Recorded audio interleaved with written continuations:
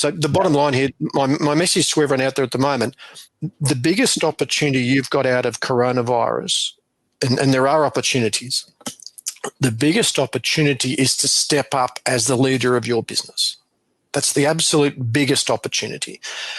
If you're a shit leader before, you've got a massive opportunity to reposition yourself as the big leader. So don't lose the opportunity. In times of crisis, people are looking to their leaders, and this is your opportunity.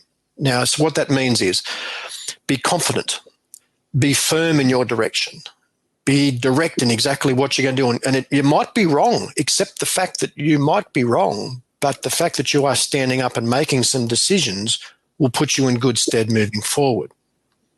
Yeah, now, you can't procrastinate and not make a decision, because even if the decision's wrong, you can't worry about the consequences. Or I used to do a lot of that. You helped me a lot with that type of stuff.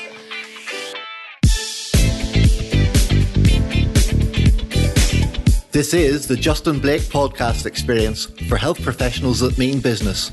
So wherever you are in the world, listen as we discuss everything you need for you and your health business to survive and thrive. Thanks for listening.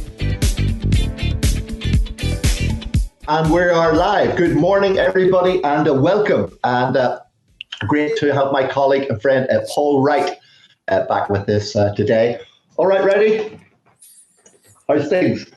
Well, am I ready? I'm always ready for you. I don't know what's going to happen next. So I sit here, I lie in bed all night, Justin, worrying about what's going to happen, and I get all sweaty, and then what's going to happen on Blakey's show today? So here I am. It's like a roast, isn't it? It's like a roast. It's always a mystery. It's always a mystery, even to me. I know it is. So you were just saying the weather there is fantastic. Mate, I just got out. I wasn't saying that, but I just got out of the pool and the spa. So I know you'd be unhappy. So my beautiful wife Helen and I just had a spa and a swim. And I know you think she doesn't exist. I know last time you spoke, we were at where were we? The mastermind I did in London, and you said, "Where's Helen?" So she's probably now she's in the pool or she's at the spa salon or something. And you said she doesn't exist, does she? She doesn't. She's not a real person. I was laughing about it just then. I said, I'm speaking to the guy at 5 o'clock Sydney time who doesn't think you exist. Is she coming on? No, I'm trying to keep her away from you. I've been spending my whole life keeping her out of your clutches. That's the deal. Well, you may have seen I have been spying pooling as well for my torn calf muscle, but I've been spying. Oh, well, you don't see, I tore a median head of my right gastroc 6 weeks ago, 10 tennis, a nice big sort of 5-6 centimeter tear. So it's getting better. I'm back hitting tennis balls. I've been progressively loading it. I'm due to go and walk up a mountain tomorrow, although restrictions may stop us. I've managed also, if you go on, you'll be able to see me scanning Celtic CMR Healthcare. Give me a lovely ultrasound scanner. I have it in the house here to check my progress. Sorry, a scanner. Sorry, what is it? An ultrasound scanning machine. It's just over there. Yeah. So if you want to pop back, I did a live on Instagram on Sunday, just a quick 10-minute of me scanning. The interesting thing was, though, I have a tear in my opposite calf in pretty much the same position, completely asymptomatic, slightly smaller. I'm full of holes when you scan me, which, you'd expect. So, it held me back for a few weeks, although I got some of those TRX straps, I use those. I was originally too tight to buy the TRX strap, so I bought. I had chain. I had bits of chain hanging from the ceiling with metal handles, but when you did your push-ups on the chains, the chain would rub against your shoulder and take the skin off, and you knew you were serious when you were doing that. So and people would come into the gym and they'd see the chains hanging from the ceiling. This guy's crazy. The homemade gym sounds a little bit like Barney, my 17-year-old, who phoned me at the start of the original lockdown and asked for some, Dad, can you get me some tires? what do you want? I want to make a home gym. So it turns out he wanted wheels. So we went to the local guy who does the tractor mechanics.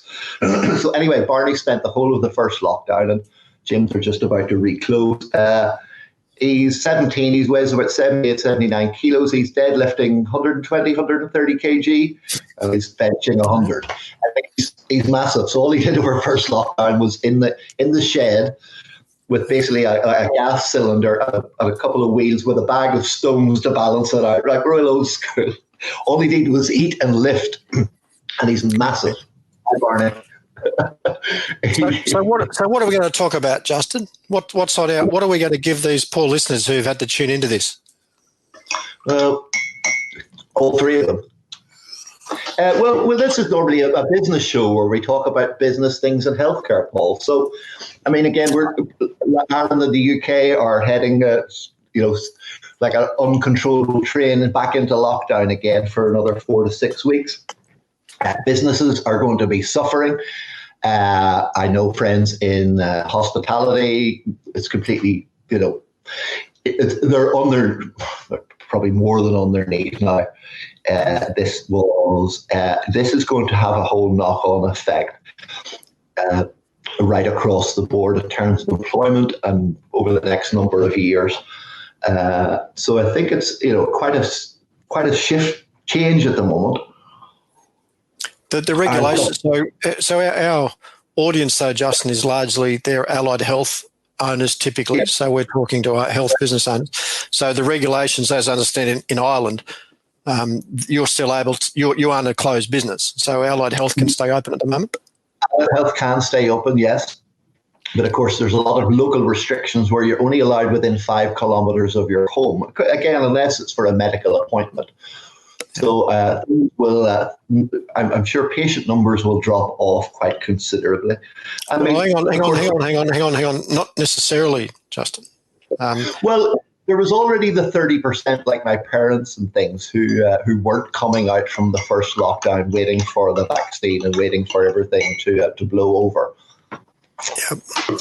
But no, definitely not necessary. I mean, yeah, you and I were working with practices who had, when they came out of the first lockdown, the best June, July, August, September than they had the previous year, because they had business fundamentals. They've been talking to their patients and keeping in contact all the way through the initial lockdown.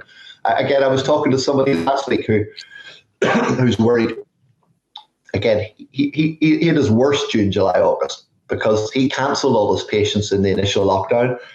Never even contacted one of them in that whole 12, 14 week, close down. So I've got quite a lot of clients in Melbourne. And if you aren't aware of the Melbourne situation, so for those that aren't aware, Melbourne went through a second wave pretty early, and they really shut down Melbourne hard. So it was the only real city in Australia that they did this to in very severe fashion. But they let allied health stay open within certain criteria, as you guys probably have as well. If you have a lot of podiatrists on this call, my podiatry clients in Melbourne actually didn't suffer hardly at all because of the second lockdown in Melbourne. Okay. Now the key to their success, though, was being very clear regarding the definition of essential care. And I think one thing that we saw with all the restrictions that came in, people were vague, and this is across, I've got clients in Canada, UK, Australia, Ireland, across the world. And the big issue, Justin, is they weren't totally clear on who they could still treat. So there was some vague, there was a vague. So I had situations where a client, we got wind that the admin team was cancelling all the people because she thought that they weren't able to come in because of the lockdown rules, which we then hang on, that's not the case at all. And then, so the rule went in, you don't cancel a client until you speak to me about the regulations. There was always innuendo. I had a situation, Justin, where a team member was ringing to cancel all their client list for 2 weeks. So they were cancelling all their people for 2 weeks because they'd heard on the radio that they had to go into isolation themselves because they'd visited this pub 2 weeks before, but it wasn't right at all. It was rubbish. So the bottom line here, my message to everyone out there at the moment, the biggest opportunity you've got out of coronavirus, and there are opportunities, the biggest opportunity is to step up as the leader of your business. That's the absolute biggest opportunity. If you're a shit leader before, you've got a massive opportunity to reposition yourself as the big leader. So and don't lose the opportunity. In times of crisis, people are looking to their leaders, and this is your opportunity. Now, so what that means is be confident, be firm in your direction, be direct in exactly what you're going to do. And you might be wrong, accept the fact that you might be wrong, but the fact that you are standing up and making some decisions will put you in good stead moving forward. Yeah, now, you can't procrastinate and not make a decision, because even if the decision's wrong, you can't worry about the consequences. Or I used to do a lot of that. You helped me a lot with that type of stuff. You weren't too bad. And you've got it. So the opportunity for you all at the moment, be very clear on the regulations as they stand for you at the moment. And as the owner of the business, you set the rules.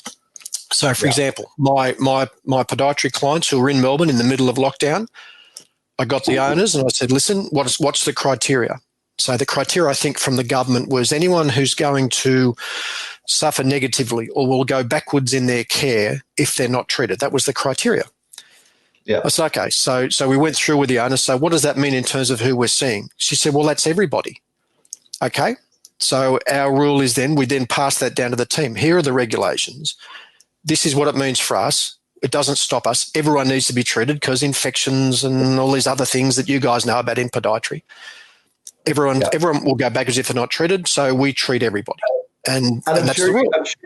I'm sure the advice would be to, instead of phoning to cancel them, phoning them to let them know you're still open and still there for service and still available. Because, again, if people are just around and reading and listening to the local media, they may expect you to be closed. So on the phone and let you know that that you're open for business as usual within certain restrictions.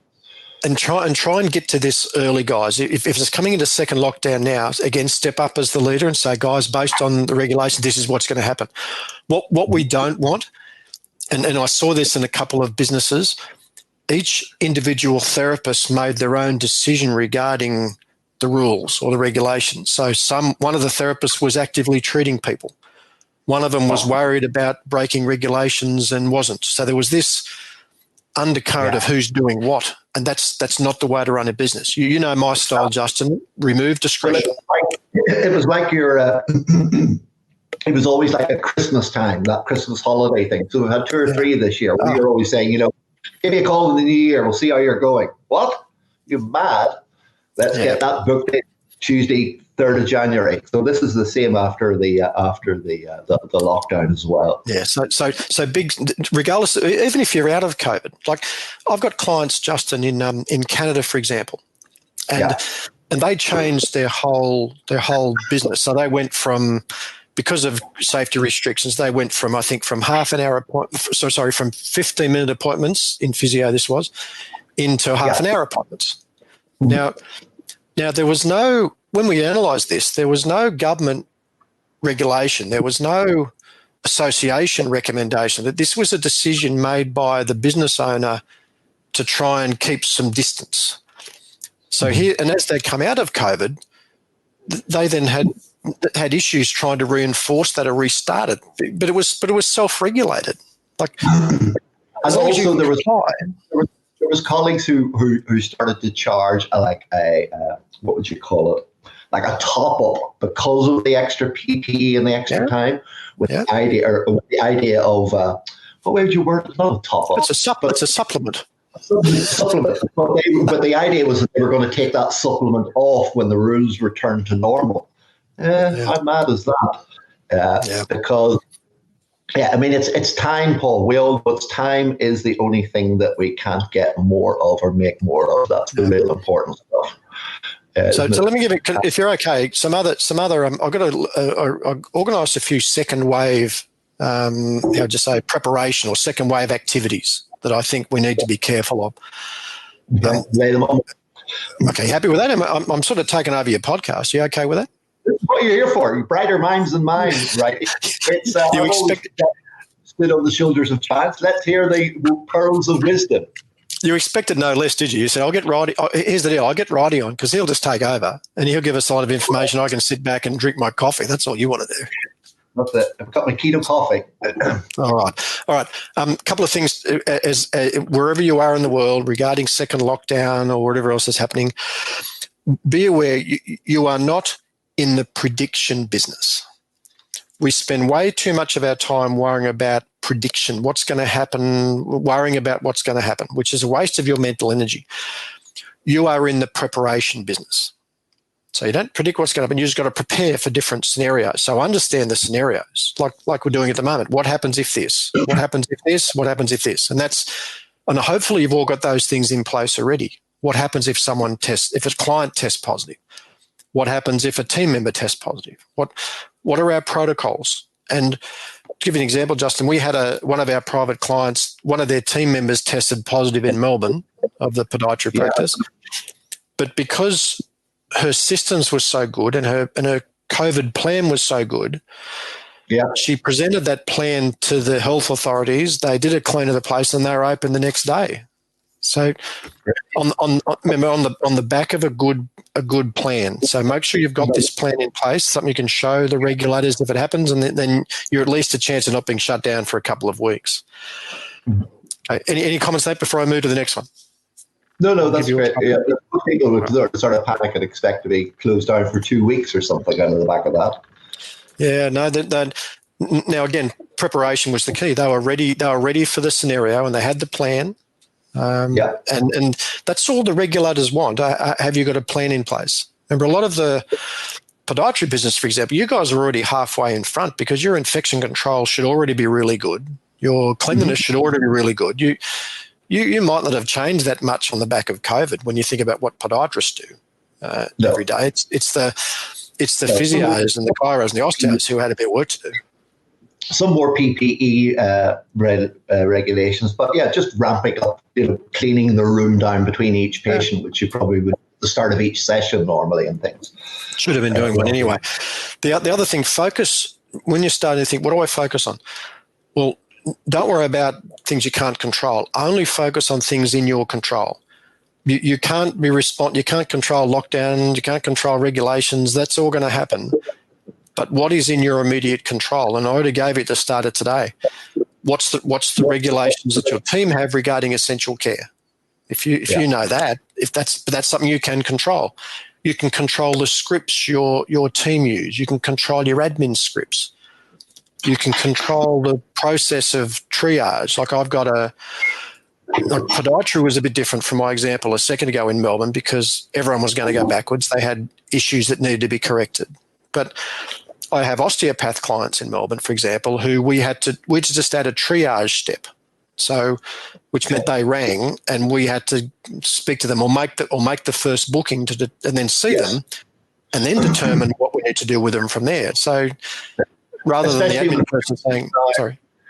Especially when practices now normally have an online booking component on their website to make it easier, give them another option. Again, that makes it easier to triage things. And also then just not allowing, we did that as well anyway. We didn't just let somebody book online a couple of years ago pre-COVID.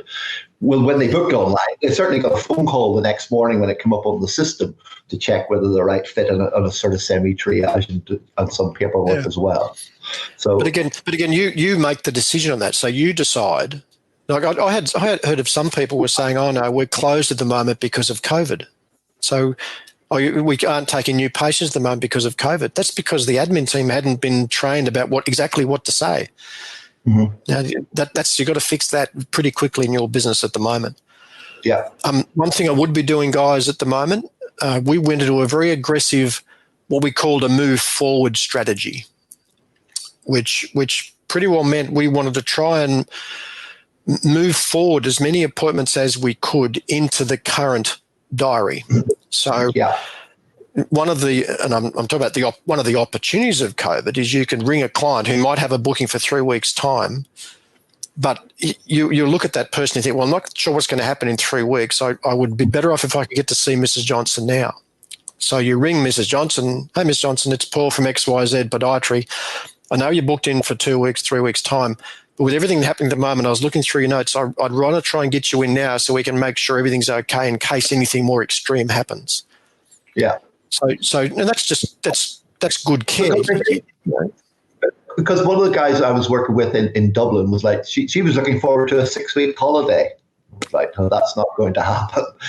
Because she's one of the practices that came out of this very strongly initially. So, yeah, I certainly think this time around, rather than the initial lockdown, was a time for reflection and reconnection and really sort of figuring out what you like. And we had a whole series of this, and I talked extensively about and related it to the sailing and with Shackleton and that whole leadership that you just mentioned. And now is the time to step up to be a leader. And of course, Steve from Celtic CMR, who lent me the ultrasound machine, hates when I talk. He always wonders when I'm going to put the sailing analogies in. But that's it. You don't, when you're on one course, you don't know what the weather's going to be or what's going to go wrong with the boat or whether you're going to need to change. So you have to have the plans in place, the emergency plans.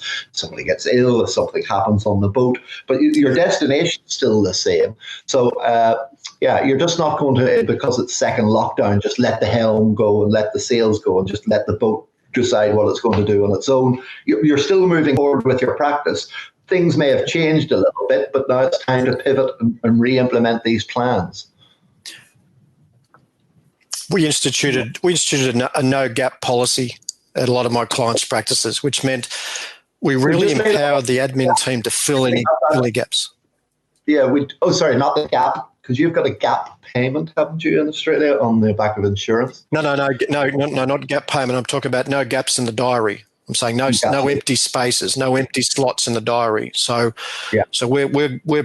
we're making the admin team very aware of the need to fill all the seats on the aeroplane every time that plane takes off. Mm-hmm. So in the analogy, if the plane's taking off at 6 o'clock when you shut the door, you want every spot filled in that plane. Yeah. So that's kind of the analogy. We're trying to move out and we're moving forward appointments in case there's a more severe lockdown and we don't get to Mrs. Johnson.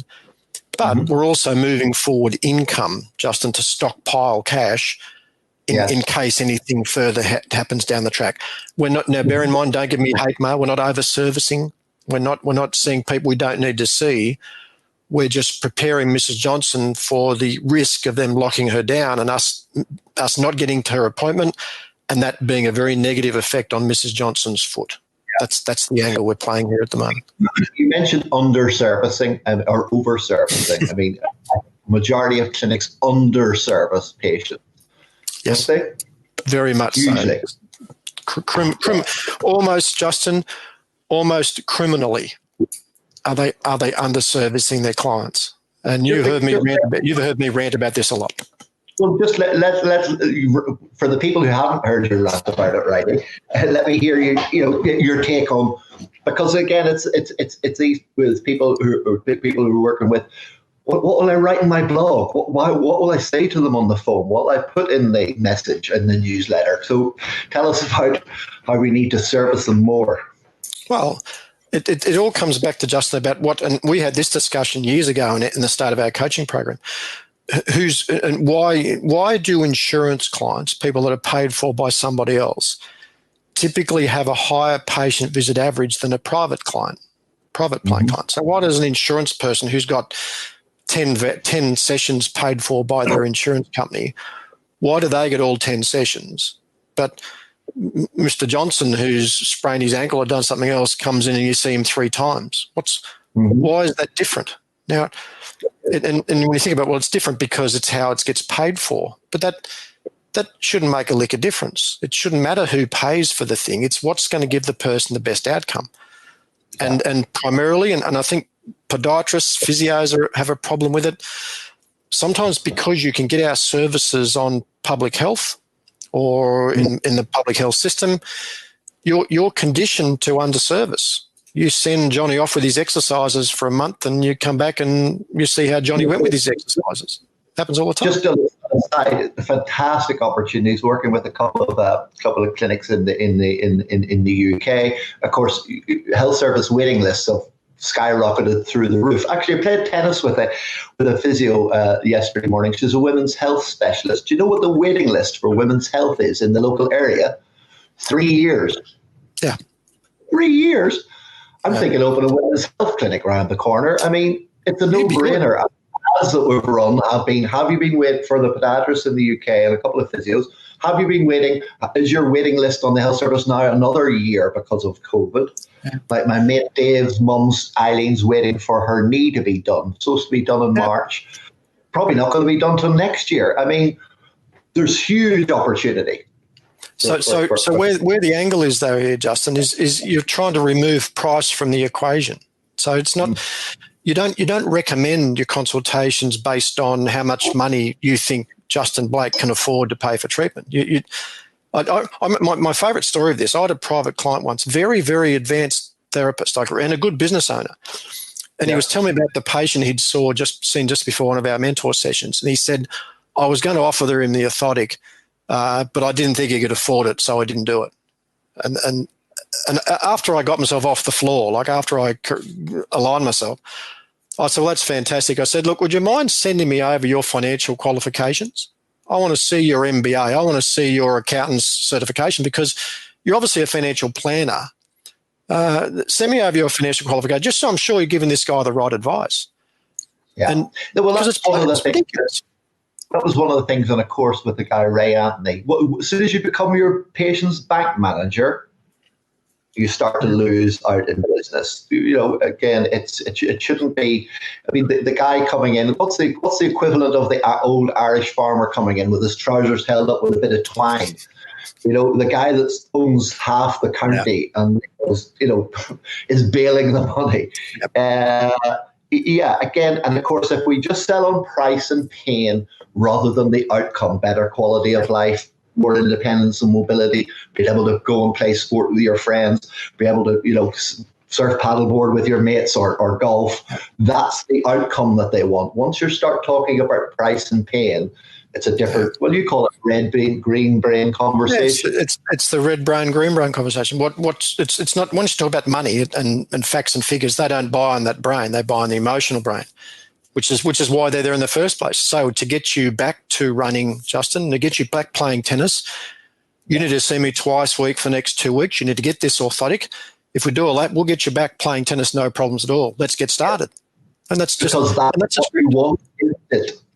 And because that's what you want, isn't it? And because that's going to give me the best outcome. So my suggestion to you guys out there, you got to take price out of the equation. You recommend the consultation required based on your professional opinion. And the words I love, Justin, you've heard me say this. If you were there's the 4 words. If you were my brother, this is what we'd be doing.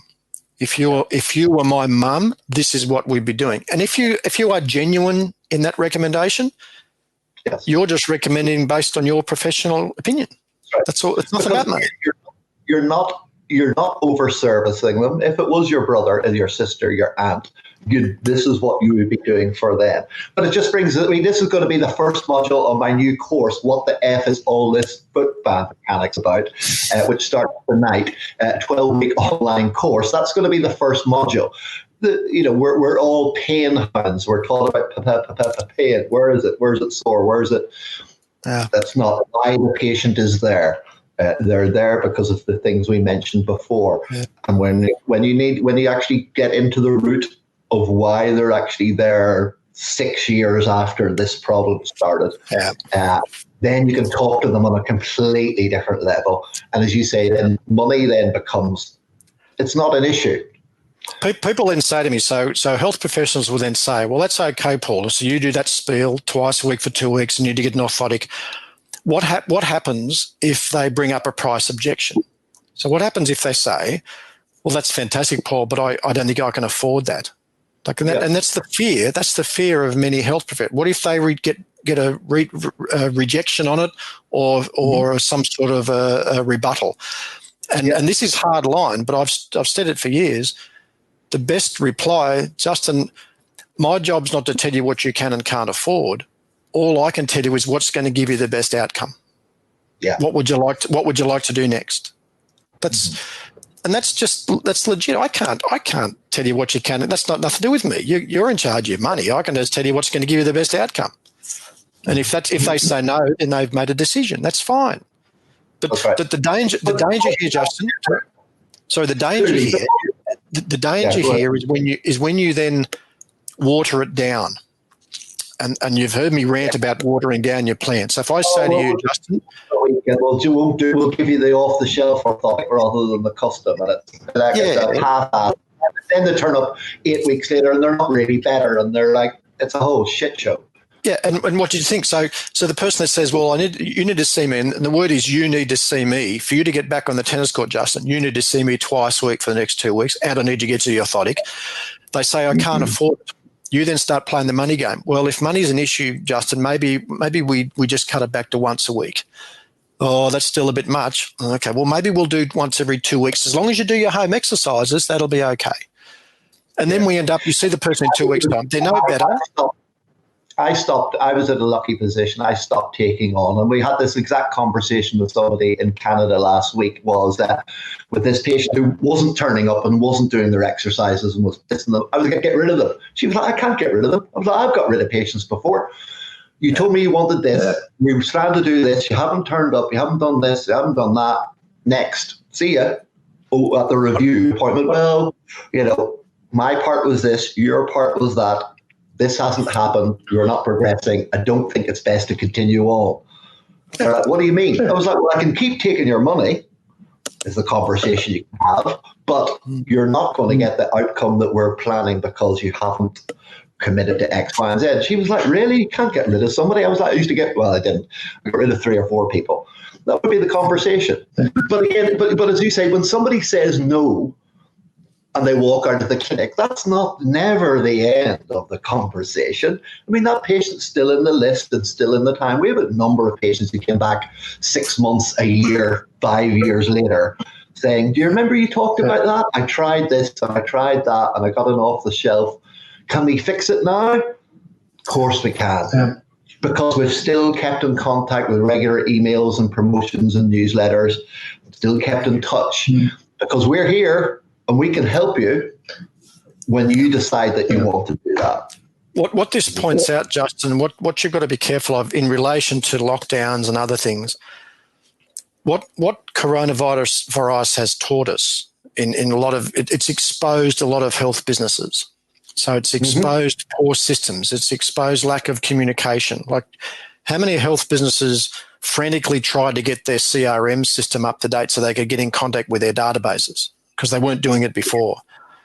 It exposed a lot of people, but it also exposes bad systems. So if we're heading into, let's say, for example, your practice, let's say for some reason people get scared and your numbers do drop. So that may happen depending on where you are. Maybe you're in the city practice. Some of our city practices have struggled, like in the middle of Melbourne or in the middle of Sydney. It's not because they're bad businesses. There's just no one around. They've all working from home. Well, know my colleague Wayne Edwards. You've met Wayne before. He came to one of the masterminds. I mean, he's in the city of London. He unfortunately had the 2 physios went last week. There's nobody in the city. Everybody's working remotely from home. So let's say you've had a drop or you're having a drop. You've got to really do this well. You've got to fix up your internal systems. You've got to get more from less, which means fix your action plan bookings. Bring forward your appointments so that you've got a full diary. Follow up your clients. Make sure you book those orthotics in if that's what they need. You can't sit back in a possibly recessionary environment and be as soft as you might have been before. You've got to step up with your scripts, your systems, as long as you believe in your product. Now, the counter argument or the counter position happens if, let's say, you've got a suburban practice, which happens in Melbourne at the moment. I've got clients that are out of the CBD. Yeah. And they are going gangbusters in the middle of the harshest lockdown in Melbourne history because everyone is home. So they're all walking past, they're going to the shop, they're still acting to get food. One of my clients is between a Baker's Delight and a fruit shop. He's got an A-frame out the front. Last week he had 20 people walk in with neck and back pain from working from home, but just walked in, and he'd never had that in his life because everyone's at home.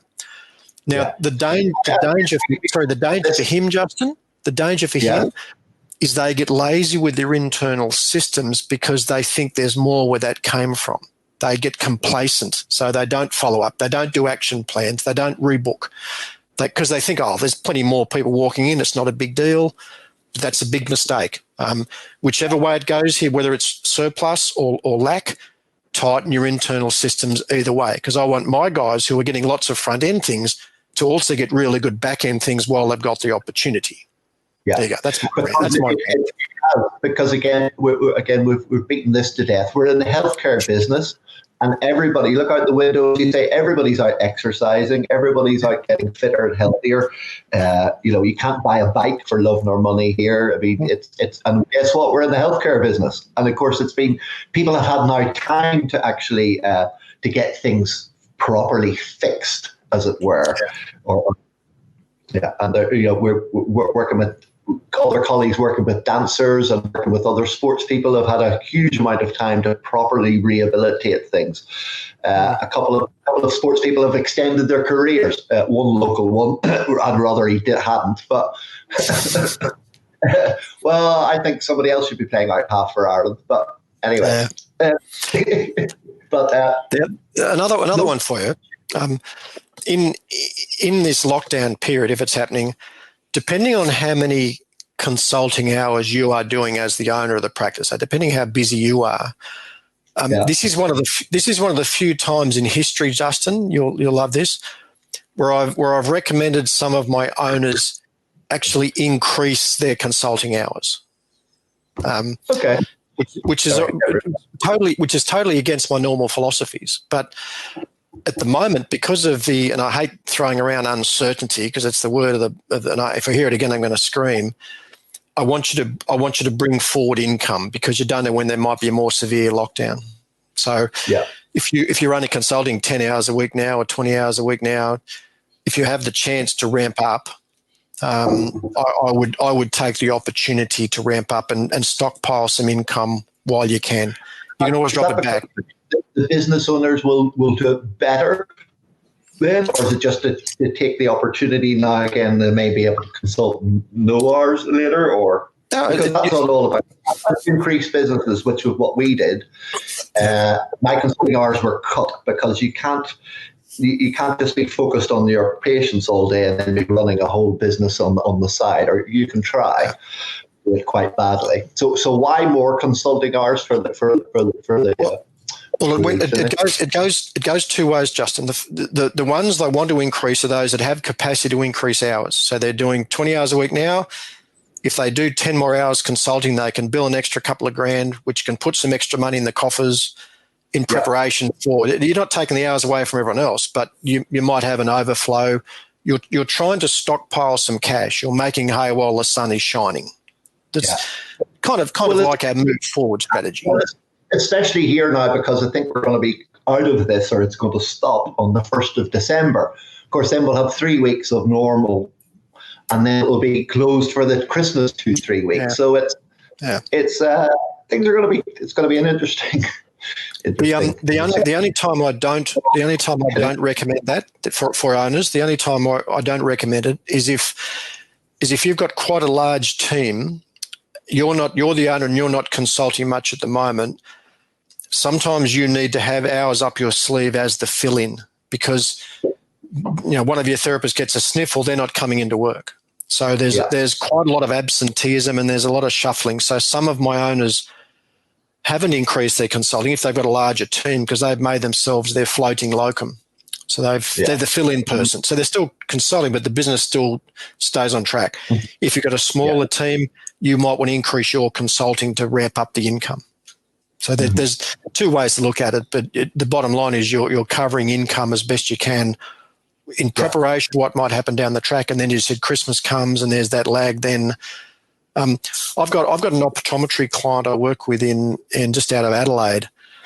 in March we started this. We started bringing forward the reassessments. We brought everything forward to in preparation for what might happen. End of the day, Adelaide and South Australia hardly got locked down at all, so they had hardly any cases. So we just had a stockpile of cash. So and everything sort of ramped up anyway, so it worked. Yeah, there could be worse problems to have.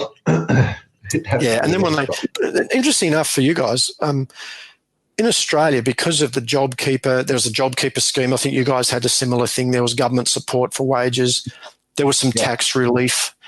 If you're a regional, if you're not in the CBD in Sydney, Melbourne, or Brisbane, your practice is you're actually had a more profitable 2 quarters because of COVID, and some are miles in front, based on everything that's happened. That's the thing with high CBD rents and rates and all the associated things that goes along with it, and people who live again, a lot of patients in CBDs, of course, have health insurance, but rural practices, people living in rural areas possibly don't have as many costs and things as somebody living in a city. So it's they have more disposable income.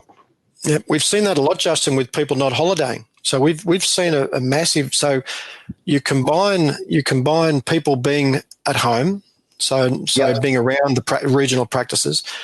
Higher disposable income because they're not spending money on holidays. So getting fitter, healthier, investing in their health. Yeah, more time during the day, so they've got more time. So that has largely contributed, Justin, to the boom. There's a real boom at the moment in allied health, and and people are very health conscious. They're very aware of health, so it's a boom time. Now, there's always a downside. 80% of my current clients are recruiting. So we're trying to recruit, but there's not much available labour, as you can imagine. 80% of your people are trying to hire. People are saying, well, where's all the therapists gone? Well, probably the same number are there that were there the same time last year, but because everyone's looking for them now, there's a scarcity. So it's not necessarily less people around, it's just there's more people looking. That's right. And I mean, I talked before in a couple of the guys we were working with. I mean, I was getting them on in March and April time to start to prepare for this. And they're like, why would we want to start recruiting now? But you don't start. It's like newspaper ads for patients. It's not for tomorrow. This is for 6 months time. This is a long. When we had student placement, and I think we talked about this before, a great long interview. And this was, we kept in touch with the good ones when they came to see us in February and March and April. For when they qualified in June, that's when we started to talk to them again. Our style. We talk about the drivers of businesses. Sorry, Justin. Yeah, well, I say it's. That's it. It's part of it. You always like a plan. What's the plan for the future? And how are we? Again, the same. We're going here. We need more crew. You don't want the crew. You got to get the crew in and get them trained up and get to know where to pull the sails before you're going to get there quicker.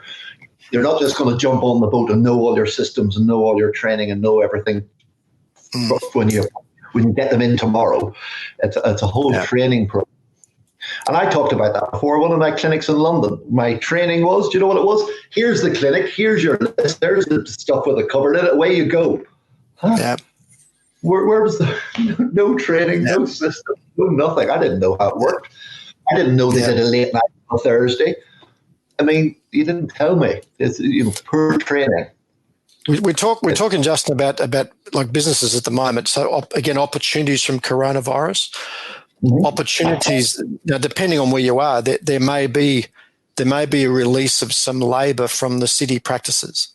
So there might be some clinics that won't need as many staff because they're releasing some labour. So there may be some available labour in your area.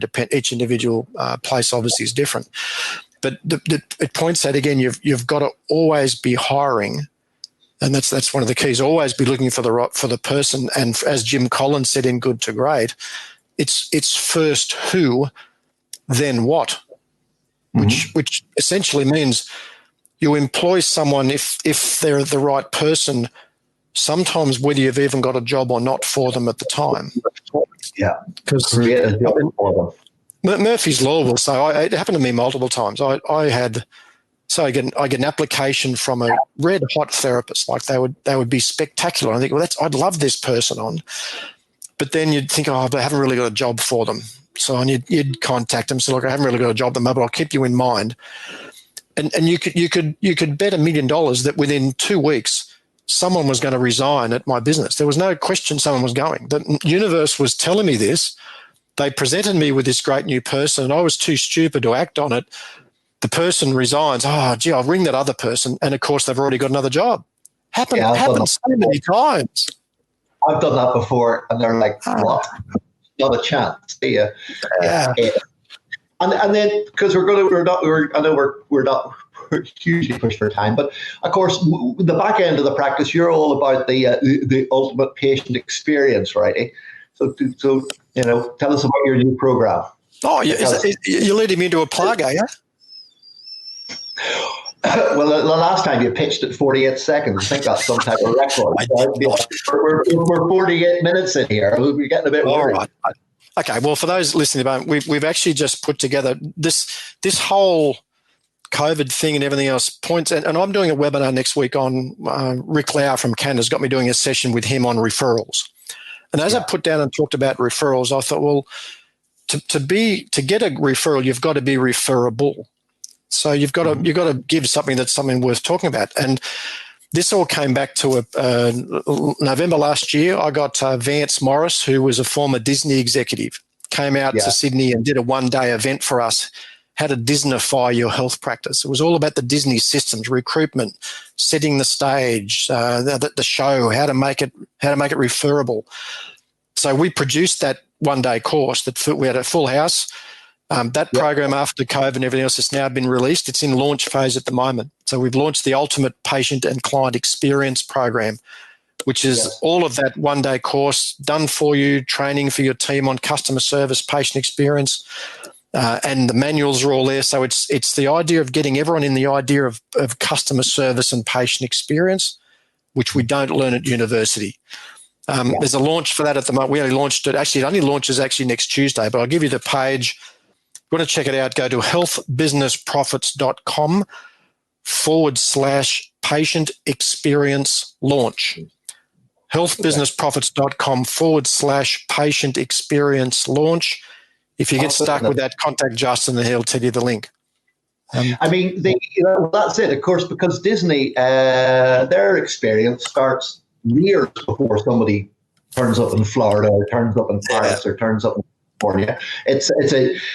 Everybody wants to go to Disney. I don't, but Disney do it. So they just do it so well. But everything, Justin, is a system. There's so much to it. You don't stand in Paris and spend an afternoon queuing for one ride, pay handsomely for it, pay a fortune for their food and their accommodation, and think you've got a great deal. Yeah, they're brilliant. For 1 2-minute ride. So they've created a huge experience. But it's all a system.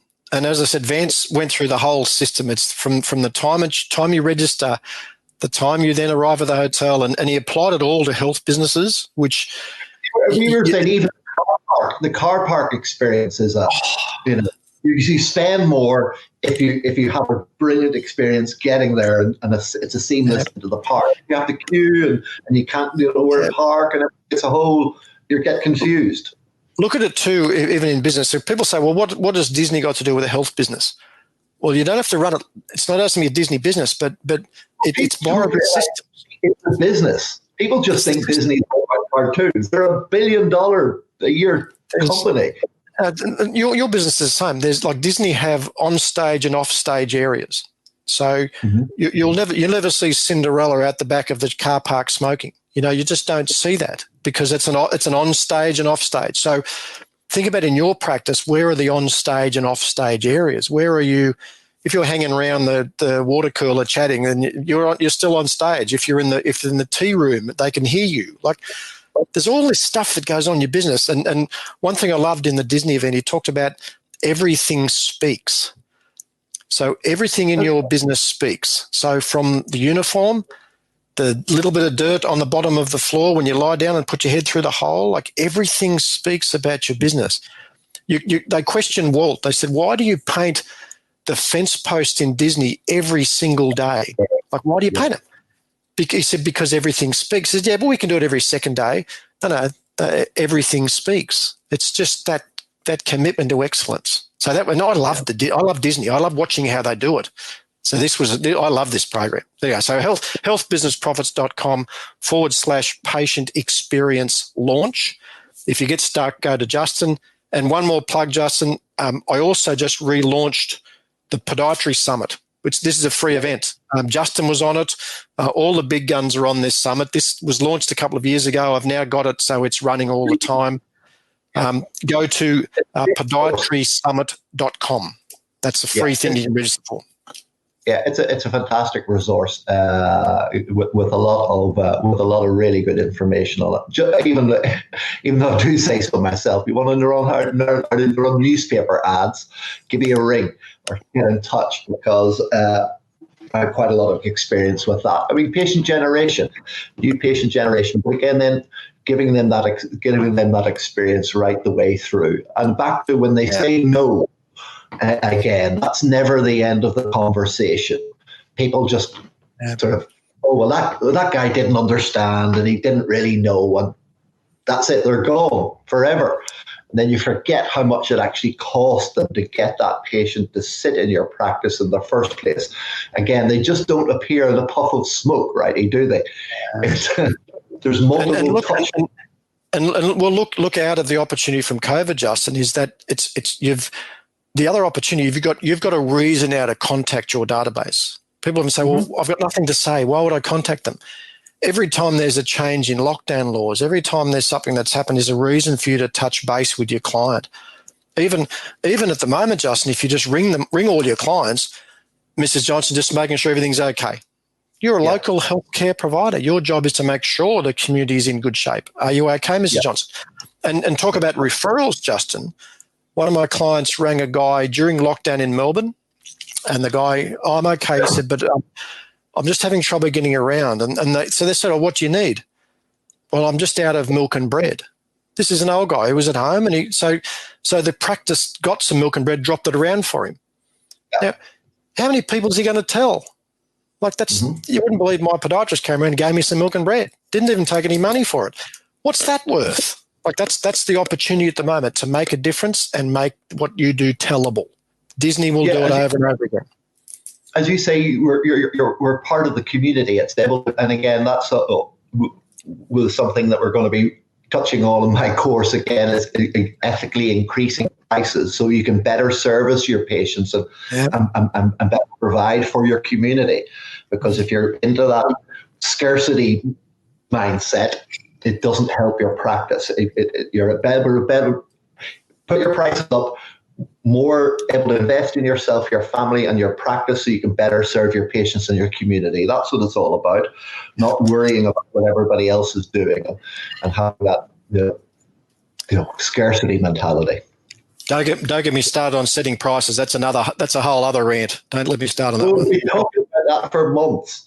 And I mean, I'm the crazy Irish guy who comes on and just says, double your prices. See, half the patients earn the same money. But it's not just that. It's everything else you have to do that we've covered all in this back. We've covered all a lot of today. Is this enables you to do all this, to have your CMR, client relation management system, emails, newsletters, whether it's on MailChimp or the Fusion software, whatever, your text messaging reminder system, your old back house. You can't do this if you don't have any profit. If you're living on a shoestring, if you're running a practice on a shoestring, you can't afford when a bit of equipment goes or the couch breaks. You can't afford that. You're not running a business. It's a job, right? Isn't it? A lot of people really don't care about jobs. It's not being critical of podiatrists, because I have a lot of podiatry clients. I love podiatrists. Across the board, from my experience with health professionals, podiatrists are probably the most conservative regarding price. You're probably the hardest profession I work with to try and raise your prices. And they're awful. They're terrible. I don't know what some of the physios and chiros aren't much better, but the podiatrists they are always very conservative. And the number of times I've been pushing clients to put their prices up over, and finally they do it because they're so worried about what will happen to poor old Mrs. Johnson. And I said, well, what happened? Well, no one cared. I said, what does that tell you? Well, I should have put them up more. That's what it tells you. Yeah, one colleague we're working with in Birmingham, it took 8 weeks. You probably had longer. It took about 8 weeks to convince him to put it up. That's good. 8 weeks even though there was another colleague charging twice as much 15 miles away, he still didn't want to put it up. Well, another lady working in the southwest of England, I had to refer her to somebody else because my style of coaching and management just wasn't. I mean, anyway, it didn't suit her. We had to put her to somebody softly because she hadn't put her prices up in 2 months. She hadn't watched the videos that we sent about putting prices up. I mean, there's this mindset of, I'm going to lose all my patients. No, you're not. How come somebody 5 miles down the road is charging twice and is twice as busy as you? Yeah. Why podiatrist, right? What is it? I think in Australia, Justin, I think it's because a lot of them have been given, like they get a lot of referrals from doctors under care plans and things that are free from the government. So, and podiatry services are available in hospitals. So there's, and probably the same with the NHS. So because they have a hospital kind of background or a very much public health service background with maybe an older demographic of client, they may be more price sensitive. Possibly it's because in 3 years of podiatry school, they're given a quick 1 hour talk and a week or two little business plan thing and are never actually prepared for the real world. Yeah. Because I'm not banging the colleges, they have a syllabus and a structure to stick to. But when you have 15, 20 people qualify in a year and they're locally in the whole of Ireland, there were 17 people qualified and there was 2 health service jobs. And the guy who's looking after the student says, well, not everybody wants to work in private practice, Justin. And I say, well, where are they going to work? Because there's only 2 jobs. So what are the other 50 going to do? And so when they turn up in their practice and they, it's just, they're not fit. There's really interesting, there's a new, which would be called an apprenticeship scheme through one of the universities where you actually do your podiatry training in a real business. Ooh, okay. Yep. Yeah, so that's a different way of getting the degree.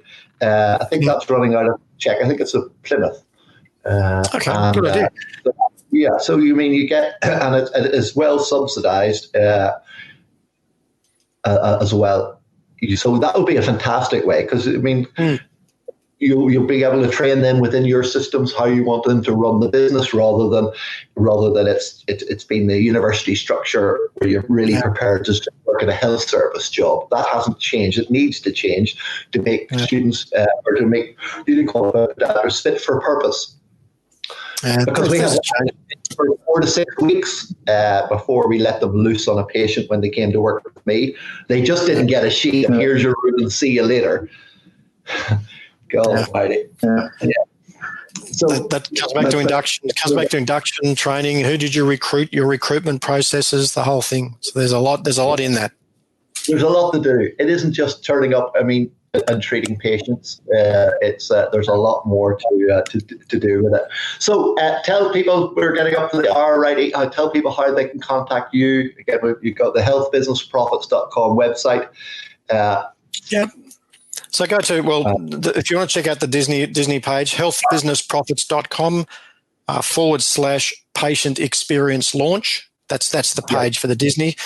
If you want to get onto the Pod Summit, it's free to register for the Pod Summit. Podiatrysummit.com is where you can. That's free to register. You get instant access to the Podiatry Summit. The only thing, guys, if you register for the Podiatry Summit, we only just set that up with the automation for it. So just send us a message if by chance some of the links don't work, but you get 5 days of great resources and parts of the seminar or parts of the summit. Just let us know if there's any clicks. If you want to contact me personally, my platform of choice is LinkedIn. So I'm big on LinkedIn. Or if you want to get a message to me, our main admin at healthbusinessprofits.com is our email address. So Hope that helps everyone. Hope it was useful for you guys. Happy to help out, John. Everybody else should be all over LinkedIn as well. It's a gold mine. LinkedIn strategy. It is a gold mine. I was going to be lecturing and teaching my biomechanics fixing course in Austin and Texas and outside Chicago. But that will probably happen next year. But that was all through LinkedIn. Yep. So again, back to anybody wants to know more about my 12-week online course. What the F is all this biomechanics stuff about? For seasoned clinicians who want to progress on, for newly qualified people, a year or two experience who aren't really sure of how they need to actually structure a plan. There's some business stuff in it as well, how to recruit and attract patients and all the back end, but really all about the foot fixing, all online. So, Riley, as always, a pleasure. You stay on there for a minute. So thanks very much, everybody. That's it for another Wednesday morning. It's dry again, so I might get another bit of tennis in. No running at the moment, though. Any advice for me, Riley, progressing this calf tear on? I haven't seen a patient in 20 years. So, but I'm not. I'm not a clinician anymore. I'm in a business. I have nothing to do with it. Yeah, it's 6 weeks in. There's still a 4 centimeter tear in it. There's a 2 centimeter tear in the good one. So, no, it's all good. So, you'll be right. We'll finish up there. We'll talk to you again